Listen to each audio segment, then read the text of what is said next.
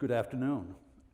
As mentioned, my name is Bill Murphy, and today I'd like to share with you a story about how much joy and inspiration I've gotten from riding my bike, and how bike rides inspired me to create ripples that are still being felt here on Cape Cod. I was born in the Cape Cod Hospital, and I grew up in Centerville. I had 3 brothers and 2 sisters. My father was the first district court judge over in Barnstable. My mother was a very loving but kind of strict homemaker. I had a wonderful childhood. When it was time to go to college, I chose Boston College and had 4 of the most wonderful years of my life. I graduated with an economics degree, and upon graduation, I got that first cold slap of reality. Man, I gotta go find a job. Well, I bounced around for a little bit and finally landed a job with a management consulting company out of New Jersey. My first assignment, a zinc refinery in British Columbia. Wow, that was quite an experience indeed. Well, I did this management consulting job for about 8 or 9 years, and I went all over North America, traveling and working for many, many different Fortune 500 companies. The job was very, very interesting, but I hated the lifestyle and the travel. I was on the road about 50 weeks a year. And I see you thinking now, hey Bill, what about riding your bike? Well, I'm gonna get to that right now. So in 1989, I moved back to the Cape, and as I was figuring out what I wanted to do next, I bought a bicycle. And you see, we're very lucky to call Cape Cod our home. The beautiful beaches, the aromatic marshes, the ever-changing ocean, the beautiful, quaint streets in all of the villages. Well, what I found was the best way to see all this beauty was to get on my bike. And I would ride 20, 30 miles, 40 miles some days. And as I started getting into this, I discovered something, that as my breathing got a little deeper and the rides kept going, my mind started to work like it had never really worked before. I had really crystal clear thoughts, very detail-oriented, and I just loved it, and it was wonderful. In September of that year in '89, due to a bike ride, I had decided that I was going to buy a store in Sagamore, and it was a package store in Delhi. And so I bought that store, and that began the first little pebble of a ripple that was going to begin. So we fast forward a couple of years, and it's now the summer of 1991. And my deli manager, Bob, I had to listen to him this summer bloviate all summer long about what an incredible bicycle prowess he possessed. Bob could do anything. He could climb Mount Washington. His cruising speed was 30 miles an hour.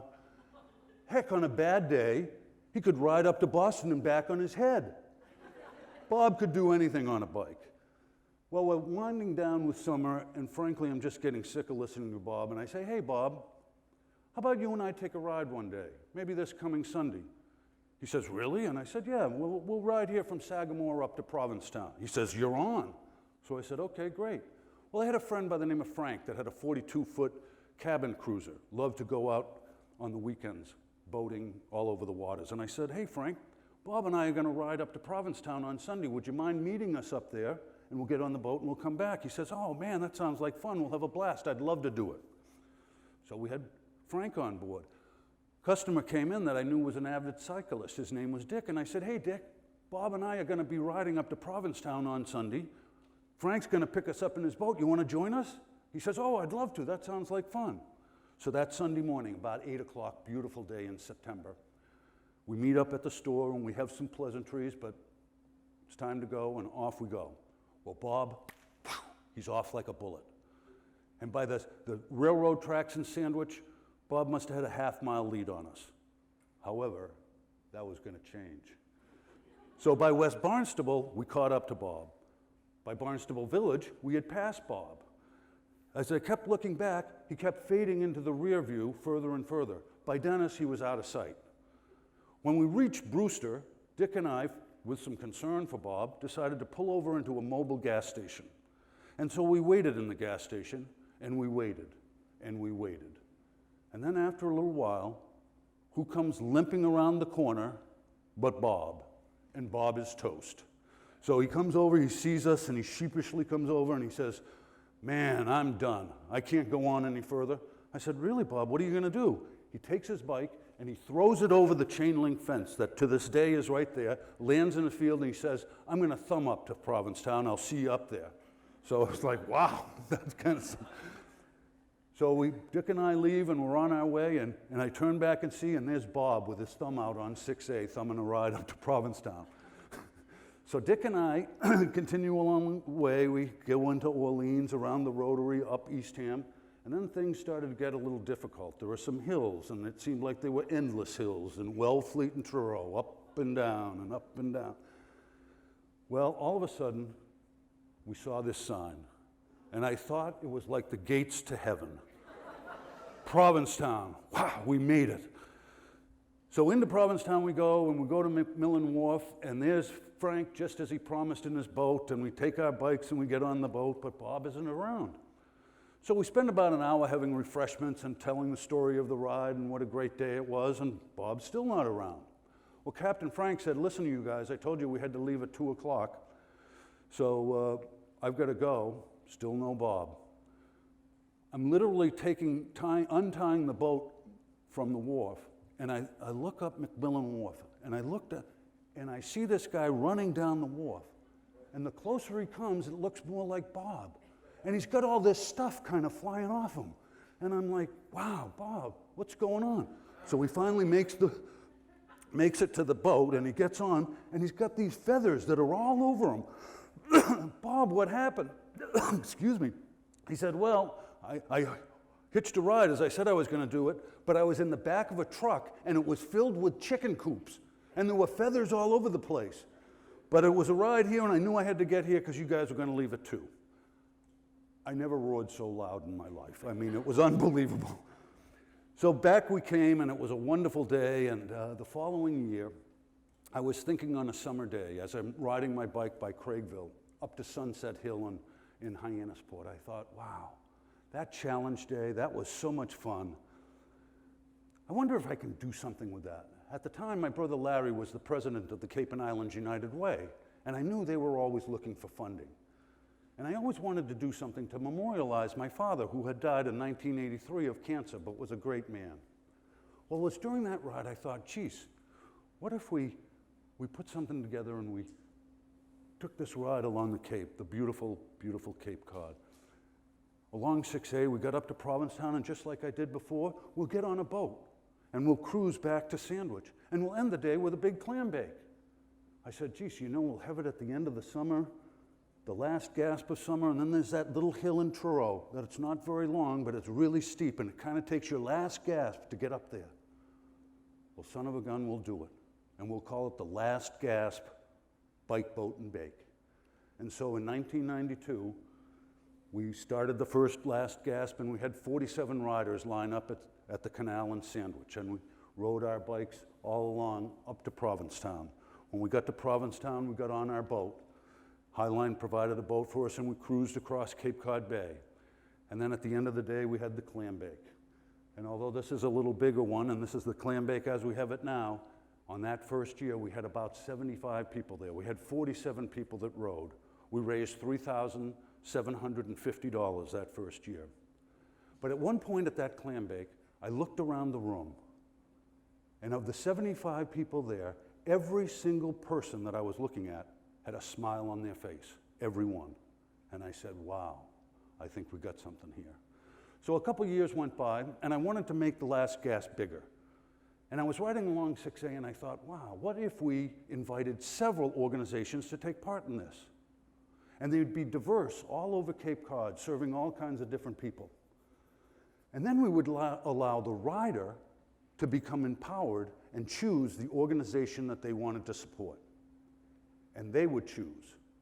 And then in turn, we would promise the rider that 100% of the money that they raised in taking part in the Last Gasp would be directed to the organization that they wanted to support.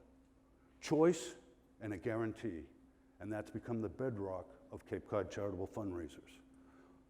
Well, wow. Every year, we got more riders, raising more money, more riders, raising more money, having more fun. And I believe that that concept of choice and guarantee was very important in how that was done. After about 13 or 14 years, I was selling that store in Sagamore, where Bob no longer worked anymore, but I love Bob, and he was a great guy. And I had done this and raised much more money than I ever thought was possible, and I just thought, you know, it's probably time to wind this down. I'm going to sell the store, maybe I'll go do something different. And at the time, the beneficiaries, Champ Homes, United Way, Hospice, Child Development, Cape Cod Hospital, came to me when they heard that I was probably going to wrap this up, and they said, Bill, we really don't want you to stop. You do a nice job with this. It's a great community event. It really helps our programming, and we'd never be able to replace the money. Please, would you continue? Well, it was so sincere and so passionate when they came to me that it was going to be very hard to say no. And in fact, it was impossible to say no. So because of that, the last gasp continues today, and this will be our 24th year. The guy was getting a little choked up earlier. Now I am too. So I'm very proud of that, and it's a wonderful, wonderful event. About 10 years ago, I had a dilemma. And the dilemma was I was going to put an auction on, and it was going to be end of the year auction. And it was October, and it just wasn't resonating. We weren't gaining any traction with it. We weren't getting very good stuff, and the people weren't very involved that were going to benefit from this. So I said, you know, I'm going to scrap this. We're not going to do this auction. The dilemma came in that I had purchased 16 artificial Christmas trees to act as decorations in the venue that we were going to hold the auction. And I thought, well, no auction, but what am I going to do with 16 artificial Christmas trees? Well, I was back on my bike, and I was taking a ride through Marston's Mills, Osterville, down Seaview Ave in Osterville. And as I was going down Seaview Ave, I passed one beautiful home, by another beautiful home, by another beautiful home, by another beautiful home, and I said, wow. Each one of these homes were beautiful, but each one of them was completely different. And I said, what if we gave Christmas trees to 16 organizations to decorate? We'd showcase them at the JFK Museum on Main Street in Hyannis. People would come in from all over and admire these beautiful trees, and we would sell these people tree bucks for $10 a piece. The people would put tree bucks into the boxes that represented the tree, and they would be driven by the organization, knowing that 100% of the money was going to go to the organization that built the tree. Or they might admire the tree in and of itself and want to contribute because of the beauty of the tree. At the end of the event, we would have a drawing, and we would choose one donor for every tree, and the donor would win the tree, the decorations, and all the things that came with it.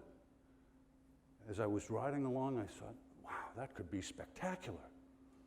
And so it hit me, the spectacle of trees. And we've held the spectacle of trees. Has anybody been to the spectacle of trees? Wow. So you guys know what I'm talking about. Now, just because so many of you were here, I'll let you in on a little secret. If you went the first year or two, there were 2 or 3 trees in there that you wouldn't put tree bucks in the box for fear of winning the tree. Because we got a little better at it as we went along, but now, I mean, it's so magnificent. And so we had the spectacle of trees, and it's been a great thing. And every year, for 9 years in a row, more people have come and visited, and more money has been raised for the wonderful organizations. And once again, all of you that go, I say it to people that the worst thing that can happen is 100% of the money you put into the box goes to the organization that built the tree. A few years back, Rob Nichols, who's the president of Ryan Family Amusements, approached me and said, hey, Bill, what if I gave you a bowling center? Is there anything you could do with a bowling center?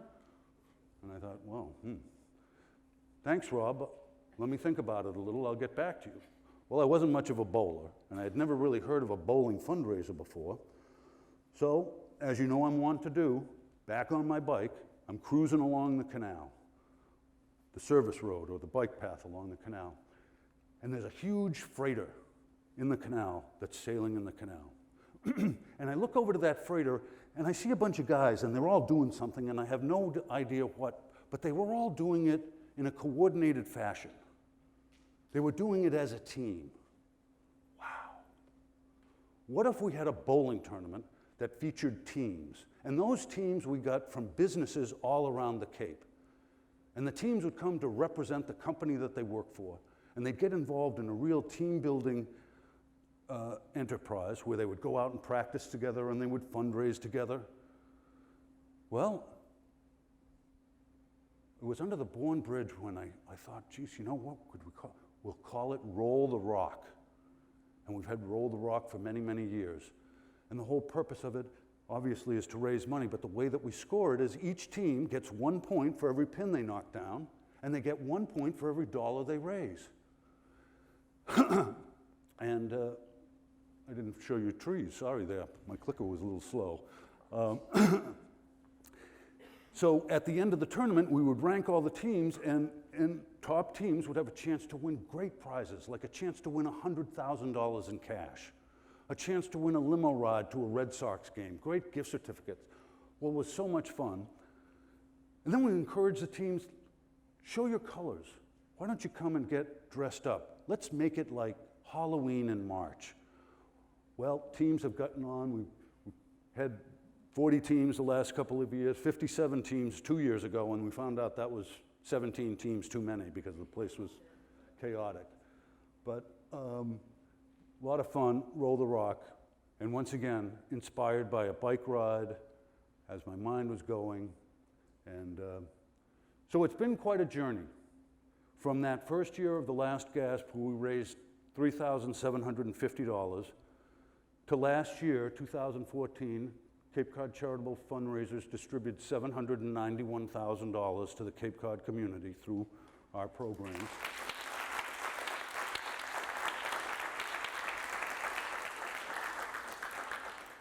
So it's been fun, but what I'd like to do is I shared with you how the ripples and how the inspiration I got these things, and I want to ask you, no, I want to challenge you.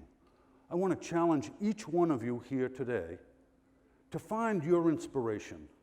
Find what you're passionate about and go create a ripple, because you never know where a ripple will go. So thank you.